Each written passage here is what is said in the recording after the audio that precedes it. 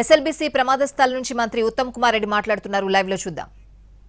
ఆ తర్వాత అది క్రమక్రమంగా పెద్దగా అయిపోయి పెద్ద ఎత్తున ఒక సైడ్ నుంచి నీళ్లు మట్టి లోపల రావడం మొదలుపెట్టినాయి. ఇది కొంత ప్రమాదకరంగా ఉందని చెప్పి ఆ టనల్ బోరింగ్ మిషన్ పక్కన కానీ వెనక ఉన్న మనుషులందరూ 60-70 మంది అందరూ కూడా బయటకు వచ్చేసారు. కానీ టనల్ బోరింగ్ ముందున్న మరి 2 ఇంజనీర్లు 6 లేబరు వారు అందులో 8 మందిలో 6 జయప్రకాష్ అసోసియేట్స్ వారి ఎంప్లాయీస్, 2 ఈ అమెరికన్ కంపెనీ రాబిన్స్ ఎంప్లాయీస్ వాళ్ళు అక్కడే స్టక్ అయిపోయారు. వాళ్ళు ఉన్న చోటు నుంచి ఇక్కడికి భారీ స్థాయిలో మట్టి నీళ్ళంతా వచ్చేసి కొంత టనల్ బ్లాక్ అయ్యే పరిస్థితి అవపడుతున్నది. అయితే ఇప్పుడు ముందుగా ఆడ లోపల మిస్సింగ్ ఉన్న 8 మందిని వాళ్ళని రక్షించడానికి మన ప్రభుత్వం అన్ని విధాలుగా చర్యలు తీసుకుంటున్నాము. మరి ఈ సంఘటన గురించి తెలవగానే ఇమీడియట్గా మేము ఇక్కడ రావడం జరిగింది. ముఖ్యమంత్రి గారితో కూడా మాట్లాడి మేము ఇక్కడికి వచ్చి ఈ రెస్క్యూ ఎఫర్ట్స్, ఈ మొత్తం ఇక్కడ జరుగుతున్న రిపేర్ రెస్క్యూ ఎఫర్ట్స్ని సూపర్వైజ్ చేయడానికి నేను జూపల్లి కృష్ణారావు గారు ఇక్కడికి రావడం జరిగింది. ఇప్పుడు మేము ఎందుకంటే ఇది భారతదేశంలోనే ఇటువంటి యాక్సిడెంట్స్ చాలా అరుదిది. మేము దేశంలో ఎక్కువ ఎక్స్పర్ట్స్ ఈ విషయం మీద, ఈ టనల్స్ విషయంలో ఎక్కువ ఎక్స్పర్ట్స్ని కూడా పిలిపిస్తున్నాం.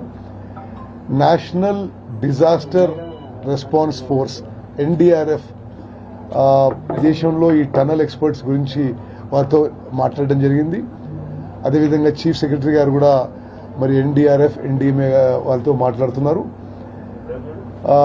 మేము ఇక్కడ ఈ రెస్క్యూ ఎఫర్ట్స్లో భారత సైన్యాన్ని కూడా రిక్వెస్ట్ చేయడం జరిగింది.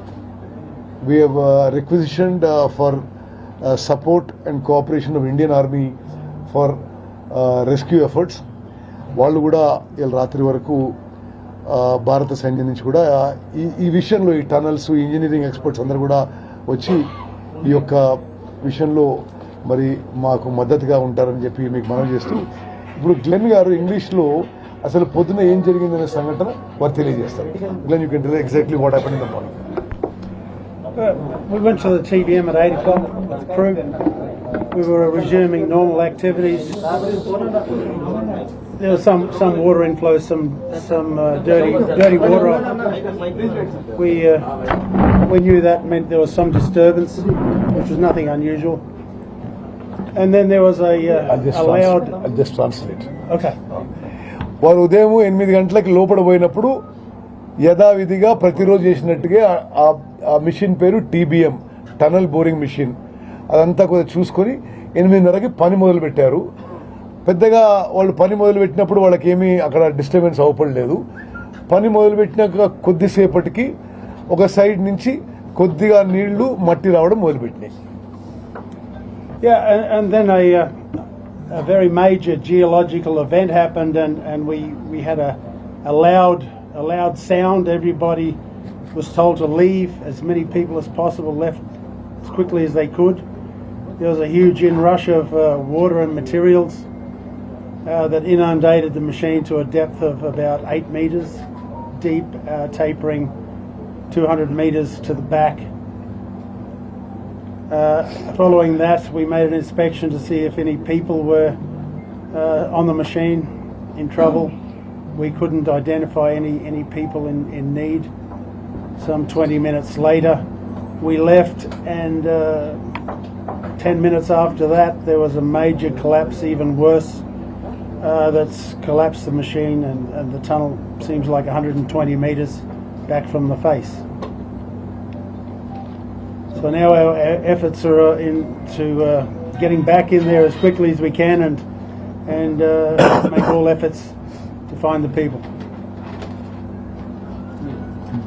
ఓకే, ఇప్పుడు వాళ్ళది కొద్దిగా మొదలైన ఆ మట్టి నీళ్లు లోపల రావడం పెద్ద ఎత్తున లోపల రావడం మొదలుపెట్టింది. 8 మీటర్ల వరకు కవర్ చేసినాయి. అప్పుడు వీళ్ళిగా ఇక లాభం లేదని అది మొదలైన 20 నిమిషాల లోపల ఉండి వీలైనంత మందిని వాళ్ళు బయటికి తీసుకురావడం జరిగింది.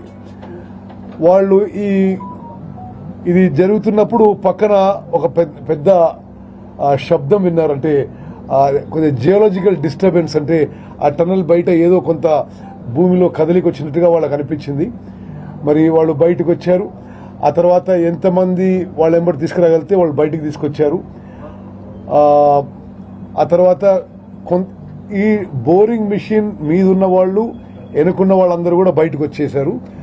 బోరింగ్ మిషన్ ముందున్న వాళ్ళు కొంతమంది మిగిలిపోయినారు.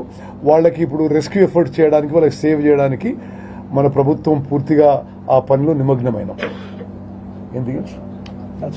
ఓకే, సరే, అది వారు చెప్పిన విషయము. ఇప్పుడు మన ప్రభుత్వము ఆ 8 మంది ప్రాణాలు రక్షించడానికి సర్వశక్తులు వడ్డిస్తున్నాము. భారతదేశంలో ఈ టనల్స్ విషయంలో మొన్న ఈ మధ్య ఉత్తరాఖండ్ సంఘటన జరిగితే అక్కడ ఎవరైతే ఆ టన్నల్లో మనుషులను రెస్క్యూ చేయడానికి ఎక్స్పర్ట్స్ ఉన్నారో వారితో కూడా మాట్లాడడం జరిగింది. చీఫ్ సెక్రటరీ గారు కూడా మాట్లాడారు. మరి అదేవిధంగా రాష్ట్ర ప్రభుత్వం నుంచి మరి అధికారులందరూ కూడా ఇక్కడ ఉన్నారు. డిజాస్టర్ రెస్పాన్స్ వాళ్ళు ఉన్నారు, ఫైర్ సర్వీసెస్ వాళ్ళు ఉన్నారు, పోలీస్ శాఖ ఉంది, మరి ఇరిగేషన్ డిపార్ట్మెంట్ ఉంది. అదేవిధంగా అందరం కూడా ఇది ఒక కంబైన్డ్ ఎఫర్ట్గా, ఫస్ట్ ఎఫర్ట్గా ముందు 8 మంది ఎవరైతే స్టక్ ఉన్నారో లోపల వాళ్ళ ప్రాణాలు రక్షించే పనిలో ఉన్నాం. ఆ తర్వాత తదుపరి విషయం మరి అది ఏ విధంగా ముందుకు పోవాలో తర్వాత ఆలోచన చేస్తాం. ఆ list you have colonel sir. అంటే వీరేమంటారంటే వెంటిలేషన్ కి ప్రాబ్లం ఉండదు. ఓకే, బట్ వీళ్ళందరూ కూడా ఉత్తరప్రదేశ్, జార్ఖండ్ వాస్తవ్యులు. ఒక ప్రాజెక్ట్ ఇంజనీరు, ఒక ఫీల్డ్ ఇంజనీరు, ఒక 4 లేబరు జార్ఖండ్ నుంచి వాళ్ళు ఈ జయప్రకాష్ అసోసియేట్స్ కంపెనీలో ఇక్కడ పనిచేస్తున్నారు. అదేవిధంగా ఈ అమెరికన్ కంపెనీ రాబిన్స్ కంపెనీలో ఒక ఆయన జమ్మూ అండ్ కాశ్మీర్ నుంచి, ఒక ఆపరేటరు, మిషన్ ఆపరేటరు, ఇంకో ఆయన పంజాబ్ నుంచి. వీళ్ళు ఇక్కడ పనిచేస్తూ ఇప్పుడు లోపల కొంత వాళ్ళని రెస్క్యూ చేయడానికి మేము అన్ని సంపూర్ణ ఎఫర్ట్స్ పెట్టినాం. పేర్లు లిస్ట్ ఇస్తాను మీకు. ఓకే, అజయ్ వీళ్ళ పేర్లు లిస్ట్ ఇవ్వండి వాళ్ళకి. 2 ఇంజనీర్లు ఉన్నారు, 2 మిషన్ ఆపరేట్ చేసే వాళ్ళు ఉన్నారు, 4 లేబర్ ఉన్నారు. ఇండియన్ నేషనల్స్ వాళ్ళు ఉత్తరప్రదేశ్, నార్త్ ఇండియన్స్, ఆ జయప్రకాష్ అసోసియేటెడ్ కంపెనీ ఎంప్లాయీస్ వాళ్ళు.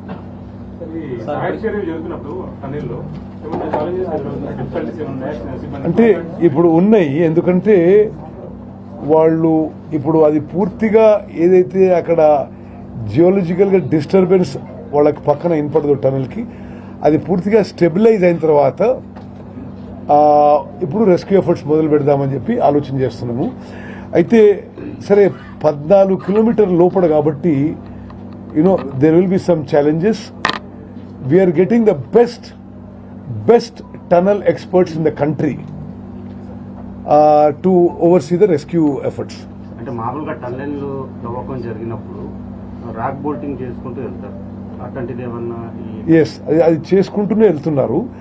అయితే ఎక్కడో అంటే అది మనం తర్వాత ఆలోచన చేద్దాం, అది ఆ సైడ్ నుంచి ఎందుకు ఆ క్రాక్ అయిందో.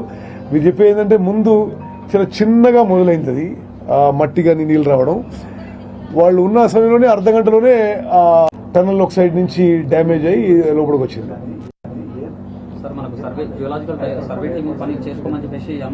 అవును, జియోలాజికల్ సర్వే వాళ్ళు పూర్తిగా చెక్ చేశారు. చెక్ చేసి వాళ్ళు సర్టిఫై చేసిన తర్వాత పని మొదలుపెట్టింది. When did the geological survey come recently?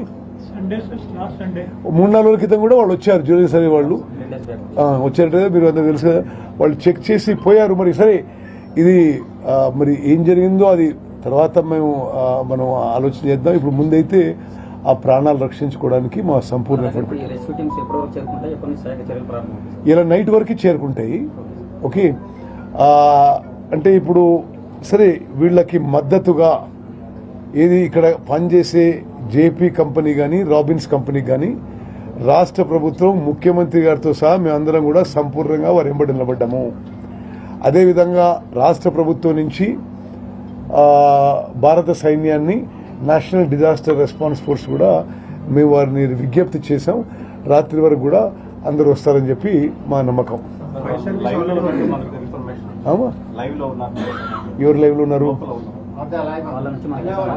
అది ఇప్పటి వరకు మాకు సమాచారం లేదు, బట్ ఉండుంటారనే హోప్ తోని ముందుకు పోతున్నాం. అంటే ఆఫ్ ద రికార్డ్ మాట్లాడుకుంటే 14 కిలోమీటర్స్ డీప్ లో ఉంది కాబట్టి అలాంటి బతుకులే ఛాన్సెస్ ఉన్నాయి ఆఫ్ ద రికార్డ్. దాని గురించి నేను ఏం మాట్లాడడం కరెక్ట్ కాదు, మీరు అడగడం కరెక్ట్ కాదు. ఇప్పుడు వాళ్ళ ప్రాణాలు రక్షించడానికి మా సంపూర్ణ ఎఫర్ట్స్ మేము పెడుతున్నాం.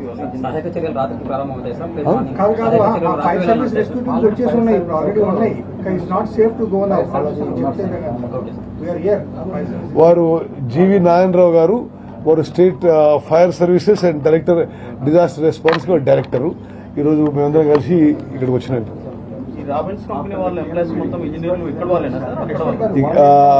Glenn, other than you, all the other people are locals, no? Yeah, we have an electrical technician, PLC Electrical, as well as myself. The others are all local. వీరు వారు ఇక్కడ ఇన్ఛార్జ్, ఇక్కడ మొత్తం 5 ఏళ్ళ నుంచి ఇక్కడే ఉన్నారు. వారు వాళ్ళ ఎలక్ట్రికల్ టెక్నికల్ పర్సన్ కూడా అమెరికన్స్. తత్తిమూళ్ళందరూ కూడా వాళ్ళు లోకల్ వాళ్ళు పెట్టుకున్నారు. Indians. Your full name is asking. Glenn Maynard. Glenn Maynard, M-Y-N-A-R-D. చెప్పండి మరి గట్టిగా. Glenn, M-Y-N-A-R-D. Glenn Maynard. Robbins US. ప్రపంచంలోనే టనళ్లు తవ్వడంలో మంచి రికార్డు ఉన్న కంపెనీ రాబిన్స్ కంపెనీ. ప్రపంచంలోనే 3000 కిలోమీటర్స్ టనల్ చేశారు బోరింగ్ మిషన్ తో.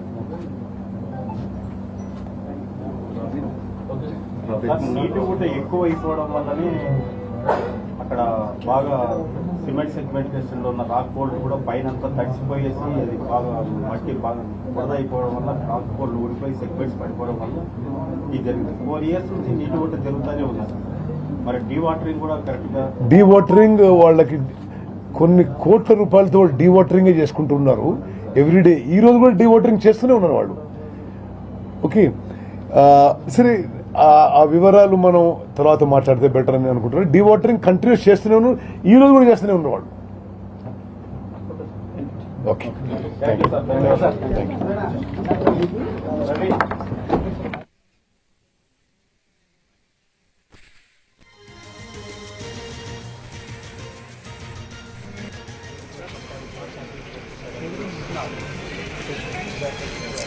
నాకు ఫోన్ ఎవరిది?